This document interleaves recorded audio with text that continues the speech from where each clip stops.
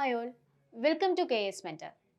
ഇന്ന് നമ്മൾ വളരെയധികം ഇമ്പോർട്ടൻ്റ് ആയൊരു ടോപ്പിക്കാണ് പഠിക്കാൻ പോകുന്നത്. കറണ്ട് അഫയേഴ്സിൽ വന്നിട്ടുള്ള PSC ചോദിക്കാൻ ചാൻസ് ഉള്ള ഒരു ടോപ്പിക്. എന്താണത്? 45th FIDE chess olympiad. എന്തിനാ പഠിക്കുന്നത്? ഇതൊക്കെ ചോദിക്കും. വളരെയധികം ഇമ്പോർട്ടൻ്റ് ആയിട്ടുള്ള ടോപ്പിക്കാണ്. ആരാണ് വിൻ ചെയ്തതെന്നുള്ളത് ഇവിടെ പലർക്കും അറിയായിരിക്കും. എങ്കിൽ പോലും പുതുതായിട്ടാണ് ഇതിനെക്കുറിച്ചൊരു അറിവ് എന്നുള്ളവർ എന്തായാലും ഇത് പഠിച്ചു വെക്കുക. PSC ചോദിക്കാനുള്ള ചാൻസുകൾ കൂടുതലായ ഒരു ടോപ്പിക്കാണ്. അപ്പോൾ നമുക്ക് നേരെ ടോപ്പിക്കിലേക്ക് കിടക്കാം. അപ്പോൾ എന്തുകൊണ്ടായിരിക്കും PSC ഇങ്ങനെ ഒരു ക്വസ്റ്റ്യൻ ഇടാൻ ചാൻസ് ഉണ്ടെന്ന് പറയുന്നത്? നോക്കി, ഇന്ത്യ ആദ്യമായി ചെസ് ഒളിമ്പിയാഡിൽ രണ്ട് കാറ്റഗറി ഏതൊക്കെയാണ്? ഓപ്പൺ കാറ്റഗറിയിലും വിമൻസ് കാറ്റഗറിയിലും ഗോൾഡ് മെഡൽ നേടി എന്നുള്ളതാണ് ന്യൂസ്. അപ്പോൾ ഇതെന്തായാലും ചോദിക്കാൻ ചാൻസ് ഇല്ലേ? ഇന്ത്യ ആദ്യമായി നേടിയതാണ്, അപ്പോൾ അറിയണം. അപ്പം നമുക്ക് ആദ്യം തന്നെ എന്താണ് ചെസ് ഒളിമ്പിയാഡ് എന്നുള്ളതൊന്ന് പഠിക്കാം. ചെസ് ഒളിമ്പിയാഡ് എന്ന് പറയുന്നത് 2 വർഷം കൂടുമ്പോൾ നടക്കുന്ന ഒരു ഇന്റർനാഷണൽ ചെസ് ഇവന്റ് ആണ്. ഇത് നടത്തുന്നത് ഫിഡെ എന്ന് നമ്മൾ പറയുന്ന ഇന്റർനാഷണൽ ചെസ് ഫെഡറേഷൻ ആണ് കേട്ടോ. അപ്പോൾ ഈ രണ്ട് കാര്യങ്ങൾ ഓർക്കുക. 2 വർഷം കൂടുമ്പോഴാണ് നടത്തുന്നതെന്നും ഇന്റർനാഷണൽ ചെസ് ഫെഡറേഷൻ ആണ് ഇത് നടത്തുന്നതെന്നും കൂടി ആലോചിച്ച് വെക്കുക. ഇത് 45ാമത്തെ ഗെയിമാണ്. 45ാമത്തെ ഗെയിം നടന്നത് ബുഡാപെസ്റ്റിലാണ്. എവിടെയാണ്? ബുഡാപെസ്റ്റ് എവിടെയാണ്? ഹംഗറിയിലാണ് കേട്ടോ. ഹംഗറിയിലെ ബുഡാപെസ്റ്റിലാണ് നടന്നത്. അപ്പോൾ നിങ്ങൾ കമന്റ് ബോക്സിൽ 44ാമത് എവിടെയാണ് നടന്നതെന്ന് ഒന്ന് കമന്റ് ചെയ്യുക. കാരണം വളരെ ഇമ്പോർട്ടൻ്റ് ആണ്. നമ്മളത് അറിഞ്ഞിരിക്കുക തന്നെ വേണം എവിടെയാണ് നടന്നതെന്നുള്ളത്. അതും ക്വസ്റ്റ്യൻ വരാൻ ചാൻസ് ഉണ്ട്. അപ്പോൾ ഇത്രയും ബേസിക് ആയിട്ടുള്ള കാര്യങ്ങൾ നോക്കുക. ഇനി ആർക്കൊക്കെ എങ്ങനെ, ഞാൻ പറഞ്ഞല്ലോ 2 കാറ്റഗറിയാണുള്ളത്, ഓപ്പണിലും വിമനിലും. അപ്പോൾ ആരൊക്കെയാണ് മത്സരത്തിൽ ഇരുന്നത്, ആരാണ് അവരുടെ ടീം ലീഡർ, എന്തൊക്കെ കപ്പുകളാണ് നമുക്ക് കിട്ടിയെന്നൊക്കെ അറിയണം. ഒരു ടോട്ടൽ 11 റൗണ്ട് ഉണ്ടായിരുന്നു കേട്ടോ. അപ്പോൾ അതിൻ്റെ ഒരു ടോട്ടൽ വെച്ചിട്ടാണ് ഇന്ത്യ 2ലും വിൻ ചെയ്യുന്നത്. അപ്പോൾ അതിനെക്കുറിച്ചുള്ള കാര്യങ്ങൾ നമുക്ക് പഠിക്കാം. ഞാൻ ആദ്യമേ തന്നെ പറഞ്ഞില്ലേ, ഓപ്പൺ ടീമും ഉണ്ട്, വിമൻസും ഉണ്ട്. അപ്പൊ വിമൻ ടീമിനെ നമുക്ക് പിന്നെ നോക്കാം. ഓപ്പൺ ടീമിൽ ആരൊക്കെ മത്സരിച്ചു? ഗുകേഷ് ഉണ്ടായിരുന്നു, പ്രാഗ്നാനന്ദ ഉണ്ടായിരുന്നു, അർജുൻ എർഗസെ ഉണ്ടായിരുന്നു, വിദിത് ഗുജറാത്തി ഉണ്ടായിരുന്നു, ഹരികൃഷ്ണ പെൻഡാലെ ഉണ്ടായിരുന്നു. ആരായിരുന്നു അവരുടെ ക്യാപ്റ്റൻ?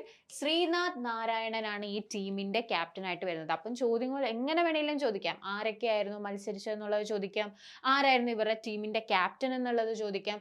ഇനി വിന്നേഴ്സിന് എന്താണ് കിട്ടുന്നത്? നമ്മുടെ സിലബസിൽ സ്പോർട്സിന്റെ അവിടെ പ്രത്യേകം ഏതൊക്കെ ട്രോഫികൾ ഏതൊക്കെ ഇവന്റുമായി ബന്ധപ്പെട്ടിരിക്കുന്നു എന്നുള്ളത് അറിഞ്ഞിരിക്കണം. സ്പോർട്സിന്റെ ടേംസ് അറിഞ്ഞിരിക്കണം, ഇവന്റുകൾ ഉണ്ടെങ്കിൽ അതറിഞ്ഞിരിക്കണം, ട്രോഫി അല്ലെങ്കിൽ കപ്പുകൾ അറിഞ്ഞിരിക്കണം. അപ്പോൾ ഓപ്പൺ ടീമിന് 45th ചെസ് ഒളിമ്പ്യാഡിൽ വിൻ ചെയ്ത അല്ലെങ്കിൽ വോൺ ചെയ്ത ഇന്ത്യക്ക് ഗോൾഡ് മെഡലിന്റെ കൂടെ കിട്ടിയ കപ്പ് ഏതാണ് എന്ന് ചോദിച്ചാൽ ഹാമിൽട്ടൺ റസൽ കപ്പ്.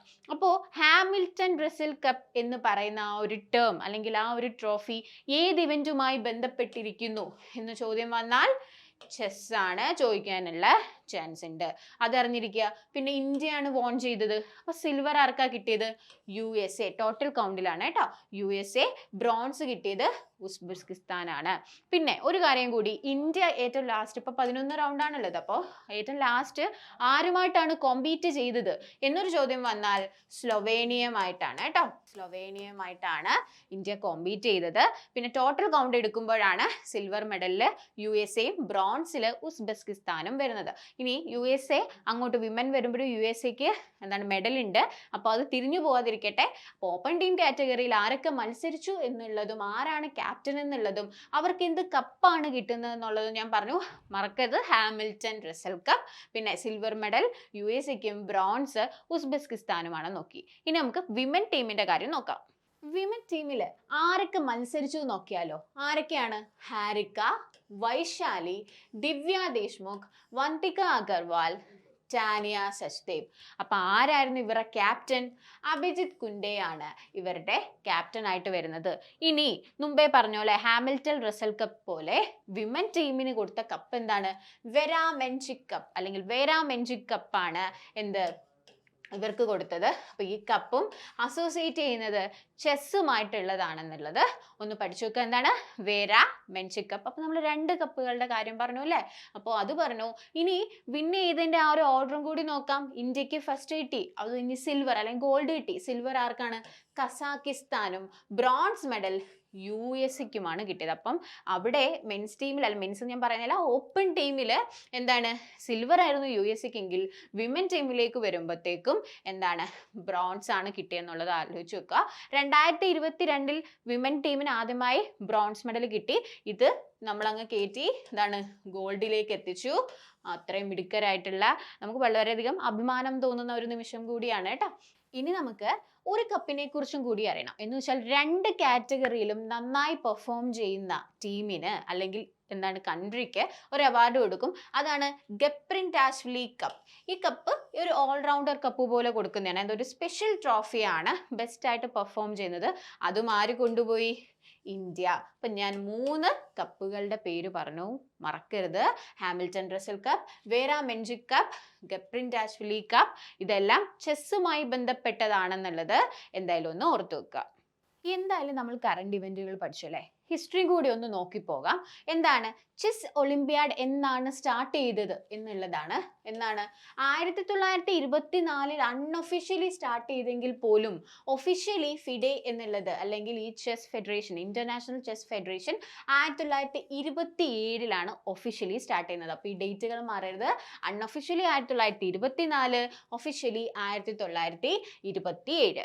ഇനി ഇന്ത്യ എപ്പോഴാണ് ഈ ചെസ് ഒളിമ്പ്യാഡിൽ പാർട്ടിസിപ്പേറ്റ് ചെയ്തതെന്നും കൂടി നമ്മൾ അറിയണം. 12th എഡിഷൻ ആയിട്ടുള്ള 1956 ഇന്ത്യ ചെസ് ഒളിമ്പ്യാഡിൽ കയറുന്നത്. അന്ന് ആരൊക്കെ റിപ്രസെന്റ് ചെയ്തു?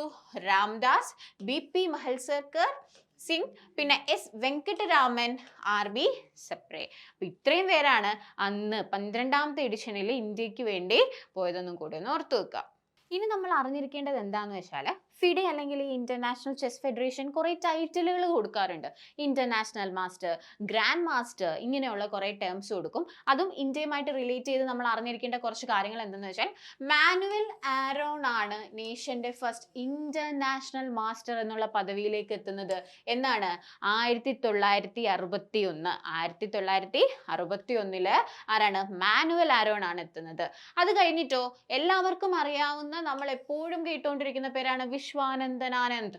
ആരാണ്? 1988 ചെസ് എന്ന് പറയുമ്പോൾ എൻ്റെയൊക്കെ കുട്ടിക്കാലത്ത് ഈ ഒരു പേരേ നമുക്ക് അറിയുള്ളൂ കേട്ടോ. അപ്പൊ അതേപോലെ എല്ലാവർക്കും വളരെയധികം ഫേമസ് ആയിട്ടുള്ള വ്യക്തിയല്ലേ. അപ്പോൾ വിശ്വാനന്ദൻ ആനന്ദിന് 1988 ഇന്ത്യയുടെ ഫസ്റ്റ് ഗ്രാൻഡ് മാസ്റ്റർ പദവി കിട്ടുന്നു. ഇനി അറിഞ്ഞിരിക്കേണ്ട വേറൊരു കാര്യം കൂടിയാണ് വിജയലക്ഷ്മിയെ കുറിച്ച്. വിജയലക്ഷ്മിയാണ് നേഷന്റെ ഫസ്റ്റ് വിമൻസ് ഇന്റർനാഷണൽ മാസ്റ്റർ. അതും 1996 ആ ഒരു ടൈറ്റിൽ കിട്ടുന്നത്. പിന്നെ ഇന്ത്യയുടെ ഫസ്റ്റ് ആര്? Grand master, women grand master പദവി കിട്ടുന്നത് 2001. അപ്പോൾ വിജയലക്ഷ്മിയെ കുറിച്ചും വിശ്വാനന്ദൻ ആനന്ദിനെ കുറിച്ചും മാനുവൽ ആരോണും ഈ ഒരു ഇന്റർനാഷണൽ ലെവലിൽ വളരെയധികം റെക്കഗ്നൈസ്ഡ് ആയിട്ടുള്ള ആൾക്കാരാണ്. നമ്മൾ അറിഞ്ഞിരിക്കുക തന്നെ വേണം. ഈ 3 പേരുകൾ PSC ചോദിക്കാനുള്ള ചാൻസ് ഉണ്ട്. കാരണം നമുക്ക് ചെസ് ഒളിമ്പ്യാഡിൽ ഗോൾഡ് കിട്ടി. അങ്ങനെ നമ്മൾ ഇന്റർനാഷണൽ ലെവലിൽ നമുക്ക് കിട്ടിയ ആ ഒരു വിജയത്തെക്കുറിച്ച് പഠിച്ചു. ചോദിക്കുകയാണെങ്കിൽ ഇത്രയും കാര്യങ്ങളൊക്കെ ആയിരിക്കും ചോദിക്കുക. കപ്പുകളെ കുറിച്ച് ചോദിക്കാനുള്ള ചാൻസ് ഉണ്ട്. ആരൊക്കെയാണ് ടീം ലീഡ്, നമ്മുടെ ഫസ്റ്റ് ഗോൾഡ് ആണോ, ഇനി സ്റ്റേറ്റ്മെന്റ് ഇടുകയാണെങ്കിൽ അങ്ങനെയൊക്കെ ചോദിക്കാം. ആർക്കാണ് സിൽവർ കിട്ടിയത്, ആർക്കാണ് ബ്രോൺസ് കിട്ടിയത്, അങ്ങനെയുള്ള എല്ലാ കാര്യങ്ങളും നമ്മൾ ഈ ഷോർട്ട് വീഡിയോയിൽ കവർ ചെയ്തിട്ടുണ്ട്. അപ്പൊ ഞാൻ ആദ്യമേ ചോദിച്ച ചോദ്യത്തിനുള്ള ഉത്തരം എന്തായാലും കമന്റ് ആയിട്ട് വരില്ലേ? 45th ഹംഗറിയിലെ ബുഡാപെസ്റ്റിലായിരുന്നെങ്കിൽ 44th എവിടെയാണെന്നുള്ളത് ഒരു ഹോംവർക്ക് പോലെ ചെയ്ത് ആൻസർ കമന്റ് ചെയ്യണം കേട്ടോ. അങ്ങനെ നമ്മൾ വളരെ ഇമ്പോർട്ടൻ്റ് ആയുള്ള ടോപ്പിക്ക് കവർ ചെയ്തു. ഈ വീഡിയോ ഇഷ്ടപ്പെട്ടിട്ടുണ്ടെങ്കിൽ ലൈക്ക് ചെയ്യണം, ഫ്രണ്ട്സിന് ഷെയർ ചെയ്ത് കൊടുക്കുക, നമ്മുടെ ചാനൽ സബ്സ്ക്രൈബ് ചെയ്യുക, ആൻസർ കമന്റ് ചെയ്യാൻ മറക്കരുത്. നിങ്ങളുടെ അഭിപ്രായങ്ങളും കമന്റ് ബോക്സിൽ ഇടുക. അപ്പം നമുക്ക് വേറൊരു വീഡിയോയിൽ കാണാം. Till then we meet. By.